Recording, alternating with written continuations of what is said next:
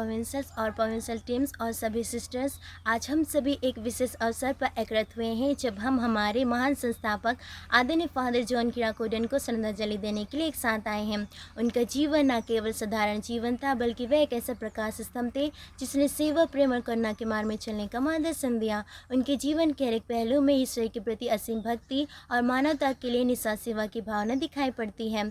आदरणीय father John किराकोडन का जन्म 25 दिसंबर 1883 को परिरम चलाकुडी में हुआ था। वह अपने माता पिता को जोसेफ और कुंजिला कुट्टी के 7 बच्चों में से दूसरे थे। बचपन से ही उनका पालन पोषण विनम्रता करना और माता मरियम के प्रति गहरी भक्ति के वातावरण में हुआ। परिवार के इस विनम्र और धार्मिक वातावरण ने उनके चरित्र की नींव रखी और उन्हें एक ऐसे इंसान के रूप में डाला जिन्होंने अपना पूरा जीवन दूसरों के लिए समर्पित किया। 17 अप्रैल 1898 को उन्होंने ईश्वर के आह्वान का उत्तर दिया और कैंडी के छोटे सेमिनरी में प्रवेश किया। 21 दिसंबर 1907 को उन्हें बिशप क्लेमेंस पगानी के द्वारा अभिषिक्त किया गया। तब से उन्होंने त्रिशूल डायसिस में अपनी सेवाएं दी। मुझे इस भीड़ पर दया आती है, संत मत्ती 15 वाक्य 32 में प्रभु यीशु के इन शब्दों से प्रेरित थे। वे महान चरवाहा था जो हजारों लोगों के प्रति सहानुभूति महसूस की, जो जीवन की गलियों में असहाय होकर भटक रहे थे, और उसके दिल में प्रभु यीशु का दयालु प्रेम प्राप्त हुआ।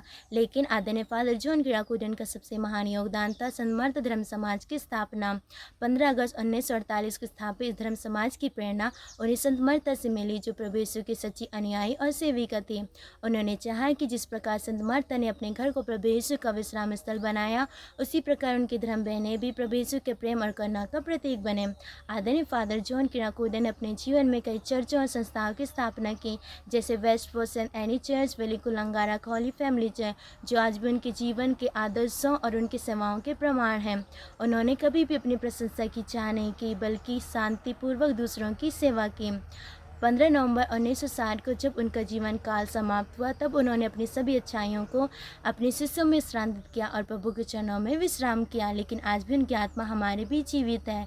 संत मर्त धर्म समाज की बहनें आज भी उनके आदर्शों पर चलते हुए समाज सेवा, करुणा और प्रेम का संदेश फैला रही हैं। उनका जीवन और शिक्षाएं हम सभी के लिए प्रेरणा का स्रोत हैं। हम सभी के लिए ये एक विशेष अवसर है जब हम उनके जीवन और उनकी शिक्षाओं को याद कर सकते हैं और उनसे प्रेरणा लेकर अपने जीवन को भी ईश्वर समाज के प्रति समर्पित कर सकते हैं। धन्यवाद।